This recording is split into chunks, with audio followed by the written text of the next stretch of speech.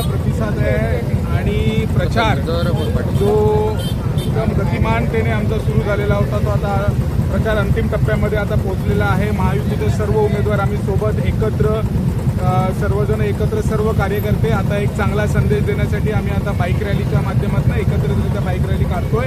आमचं जनतेला एवढंच आवाहन राहील की महायुतीला भरघोस असं मतदान करून विकासाला प्राधान्य द्या आणि जो एक प्रगतीचा मार्ग आज महाराष्ट्राने निवडला आहे तो सुद्धा सिंधुदुर्ग जिल्हा परिषदेमध्ये महायुतीच्या माध्यमातून बळकट करा। तुमच्या माध्यमातून जिल्हा परिषद आहे, तुम्ही आहात, पण पंचायत समिती सभापती हे गाव ठरवणार आहे, हा मतदारसंघ ठरवणार आहे, काय सांगतो? मी तुम्हाला खात्रीशीर सांगतो, सावंतवाडीचं पंचायत समितीचं सभापतीपद या आमच्या सुष्मिताताई ज्या आहेत त्या महायुतीच्या सभापती म्हणून तिथे खात्रीशीररित्या बसतील। विरोधकांकडून एक आरोप होत आहे की तुम्ही पैशाची आम्ही जपून लोकांना धमकवत आहेत, ते पैसे वाटून नक्की इकडचा विकास काय करणार आहे? फेक नॅरेटिव्ह पसरवणं, लोकांना कन्फ्यूज करणं हेच त्यांच्या हातात आहे, त्यामुळे ते करतायत।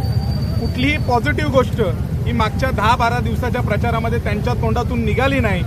कन्स्ट्रक्टिव्ह विचार काय असतो, पॉझिटिव्ह विचार काय असतो हा विचार ते कधी घेऊनच गेले नाही, म्हणून आतापर्यंत लोकसभेत त्यांना विरोधात बसावं लागलं, विधानसभेत बसावं लागलं आणि ह्यापुढे सुद्धा ते त्यांची भूमिका 100% बजावली।